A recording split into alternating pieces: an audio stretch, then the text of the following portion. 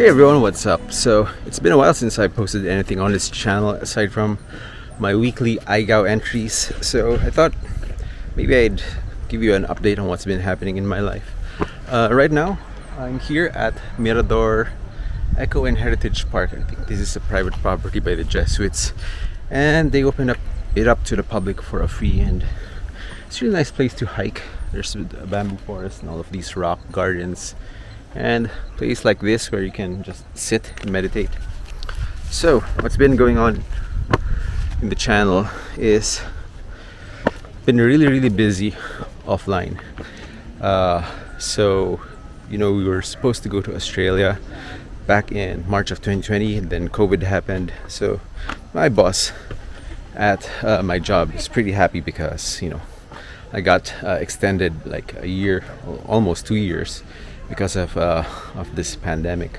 So a lot of you guys don't know what I do for my work, and I work at a software solutions provider that provides financial technology to a lot of major corporations and banks in the world.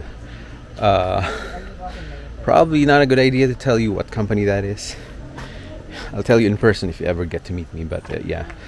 Aside from that, I've been taking this stock trading course on my path to becoming a stock trader.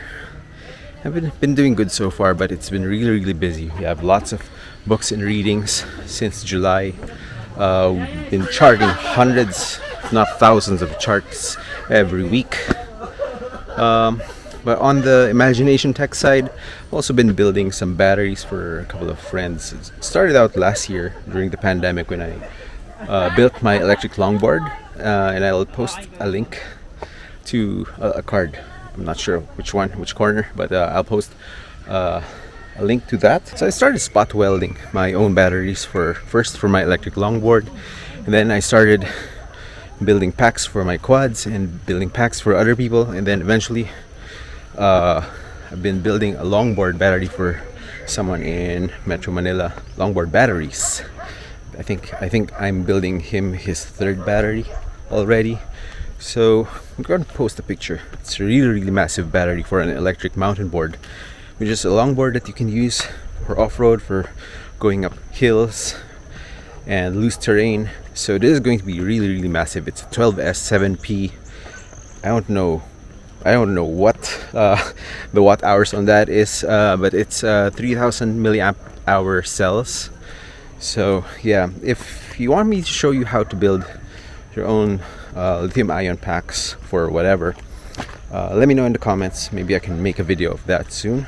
It's been raining here, you know, on and off, but like a couple of weeks ago it's been raining non-stop for 3 weeks through the IGOW competition. So, you know, whenever you don't get the flight, it's a good idea to put your batteries back to storage voltage so that they don't bloat. And it's really great because Tiny Moop sells these little 1S dischargers, and I'm actually draining some in my pocket. So that's what they look like. You can make them into a keychain, and you just plug in your 1S lipos and it discharges them over, I think it'll take around 2 hours to discharge a fully charged 300 milliamp hour battery. So the problem is here in the Philippines is that there's not really a lot of Tiny Moop products, and shipping, even though this thing is like $4 each, the shipping is the problem because it's not really that cheap or easy to bring stuff from the US. And if you're going to do that, it's going to take couple of weeks, and shipping's around $20 to $30 depending on what you're getting. And if you're just going to get some discharges, it's not practical if you're just going to get a couple of stuff for yourself. Oh, this is nice. Oh, too bad we can't sit on it. Okay, so the good thing is I've also been researching on how to make your own 1S lipo discharger. I can make a whole video. Probably should be a short video, but yeah, it's just a simple circuit with a small Arduino, and what you do is you just check the voltage of that lipo, and if it's still above 3.85, then you can just route the lipo's power through a transistor or a power LED or whatever, and that's how you discharge it. It doesn't discharge it quickly, but it'll get the job done eventually. So meanwhile, my Timberger 4-inch long range, I think the flight controller is not working right because you can't get a GPS lock. I've tested the GPS unit, but yeah, I've checked the wires, checked in Betaflight. It's not getting any satellites, so not really sure what's going on with that. Might have to change the flight controller. My Ummagawd Remix West is what I named him. Is also broken. 3 of the 4 arms and a couple of screws have been broken and bent. So I was caused by a failsafe, and well, not really a failsafe. A newbie that I fly with here in Baguio, JP, that's you.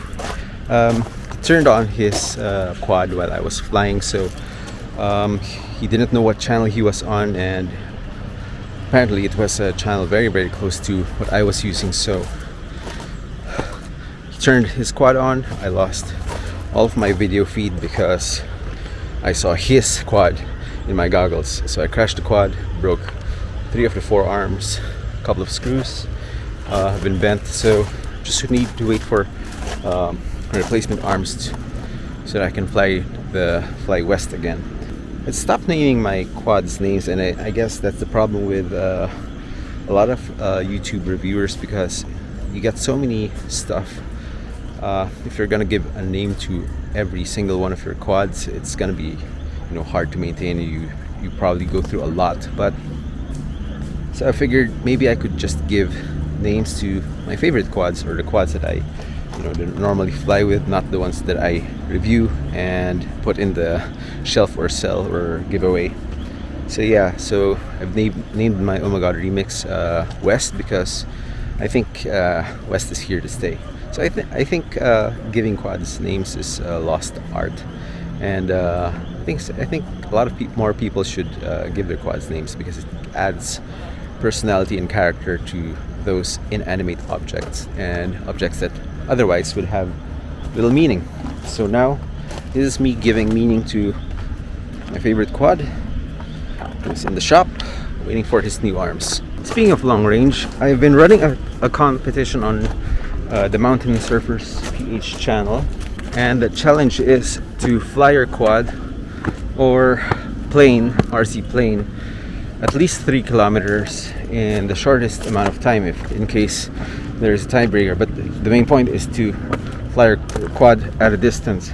So there's been a lot of activity on the Mountain Surfers PH group, so I'll link that group down below if you want to join. So do check that out. It's mostly Filipinos, mostly based in the Philippines, or maybe totally based in the Philippines. But if you want to see some sights here, the scenery here in the Philippines, then feel free to join, as long as you answer all of the questions, because we are very strict that you have to answer all of the questions and agree to the group rules. But otherwise, yeah, up for grabs is a 350 milliwatt HG LRC Zeus VTX and a couple of cash prizes for the second and third place. It's not big. It's not big. We don't have any sponsors yet. I'm just doing this out of pocket, just to stimulate the long range community here in the Philippines, because there's not a lot of people doing that. So day is August 29th, so it ends August 31. It's probably too late for you to join that by the time you watch this, but hopefully all of you who are planning to join that have had a good weekend, have had great flights. Finally, I'm here at the Mirador Hill Peace Memorial, and I'm going to wrap this video up. That was just a quick update of what's been happening. It's been really, really busy. I'm trying to, say no to some projects or some repairs that some people send me or request to build in batteries. But yeah, that's my life in a nutshell.